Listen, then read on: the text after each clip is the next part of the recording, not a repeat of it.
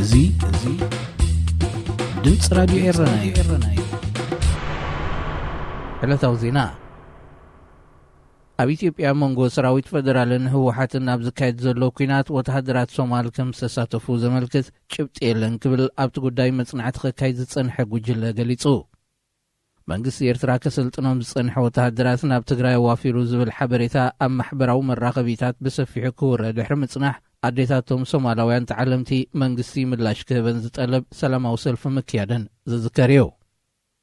ስሞም ክገልጹ ዘይደለዩ ሰበስልጣን ሶማል ኣብ ዝህብዎ ዘለዎ ሓበሬታ ንሶማላውያን ኣሻቓሊ ኮይኑ ዘሎ ጉዳይ ስለምንታይ ሰራዊት ሶማል ኣብ ኤርትራ ብምስጢር ከም ዝዕለሙ ተገይሩ ዝብል ምዃኑ ገሊጾም። ወተሃደራት ሶማል ኣብ ቱርኪ፣ ዩጋንዳን ጅቡትን ክዕለሙ ዝጸንሑ እኳ እንተኾነ ናይዞም ኣብ ኤርትራ ዝዕለሙ ዘለዎ ግና ፍሉይ ዝገብሮ ከምቲ ናይ ዝሓለፈ ብሚኒስትሪ ምክልኻል ዘይኮነ ብቤት ጽሕፈት ሃገራዊ ጸጥታ ይካየድ ምህላው ምዃኑ እዩ። እቲ ዝቐረበ መጽናዕታዊ ጽሑፍ ናብ ኤርትራ ክዕለሙ ምስ ከዱ ድሃይ ኣጥፊኦም ንዝተባህለ ክስ እውን እቶም ወተሃደራት ኣብ ኤርትራ ብታዕሊም ኣብ ዝነበረሉ እዋን ናይ ቴሌፎን ኣገልግሎት ንምርካብ ዘኽእሎም ኣጋጣሚ ከም ዘየለይ ጠቒሱ። እዚ ኣብ መንጎ ሰራዊት ፌደራልን ህወሓትን ዝካየድ ዘሎ ኩናት ብዘይካቲ ሰራዊት ዓይነይቲ ሃገር ተሳቲፎም ዝብል ሕቶ ካልእ ዓበይቲ ገበናት አንጻር ሰብኣውነትን ምጽናት ዓሌትን ተፈጺሞም እንተኾይኖም ንምጽራይ እውን ብናጻ ኣካል ምጽራይ ከይግበረሉ መንግስቲ ኢትዮጵያ ዕንቅፋት ኮይኑ ምህላው እዩ ብሓያል ወገናት ዝኽሰስ። ገዲም ተጋዳላይ ኣድሓኖም ገብረ ማርያም ብዕለት 19 ለካቲት 2021 ብሕማም ተሰዊኡ። ሓርበኛ ኣድሓኖም ገብረ ማርያም ኣብ ወርሒ መስከረም 1945 ኣብ ኣፈልባ ተወሊዱ።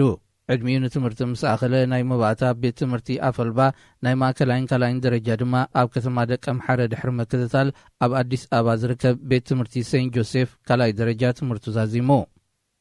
ክሳብ ሳልሳይ ዓመት ኣብ ዩኒቨርሲቲ ትምህርቲ ክከታተል ድሕሪ ምጽናሕ ኣብ 1972 ሃገራዊ ግቡኡ ንምፍጻም ናብ ህዝባዊ ሓይልታት ተሰሊፉ።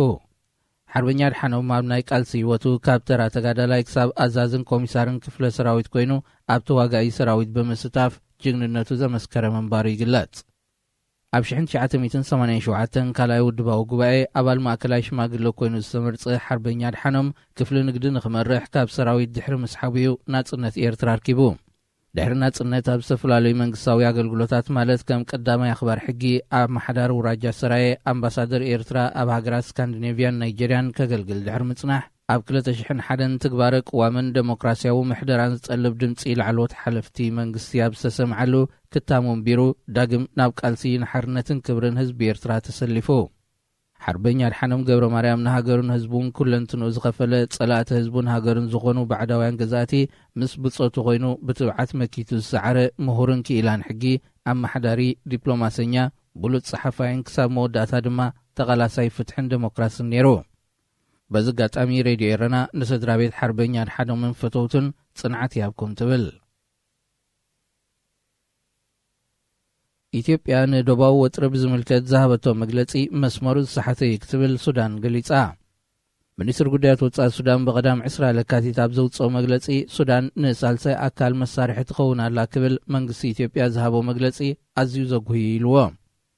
እዚ ኣብ መንጎ ክልቲአን ሃገራት ተላዒሉ ዘሎ ደባዊ ግጭት ሱዳን ብሳልሳይ ኣካል ተደፊኣ ተካይዶላ ክትብል ኢትዮጵያ ብረቡዕ 17 ለካቲት ገሊጻ እያ።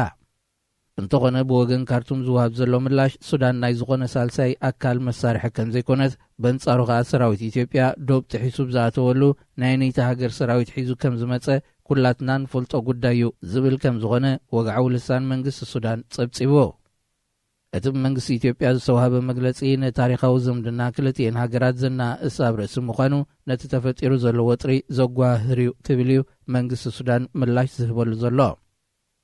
ኣብ ሱዳን 5,000 ዝቑጽሩ ዓቃብ ሰላም ሰራዊት ኣብቲ ምስ ደቡብ ሱዳን ዘዳውብ ዞባታት ተዋፊሩ ምህላው ዘዘኻኸረ መንግስቲ ሱዳን ወተሃደራዊ ወጥሪ ሰፊኑ እንከሎውን ሰራዊት ኢትዮጵያ መሬቱ ከእንግድ እምነት ስለ ዝነበሮ ከም ዝኾነ እቲ መግለጺ ብተወሳኺ ኣዘኻኺሩ።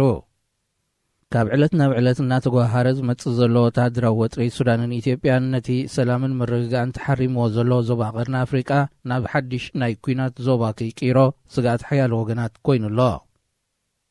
ዜና ኣብዚ ይፍጸም። ሬድዮ ኤረና ሬድዮ ኤረና ካብ ከተማ ፓሪስ ዝመሓላለፍ ብኤርትራውያን ጋዜጠኛታት ዝዳሎ ነፃ ሬድዮ እዩ።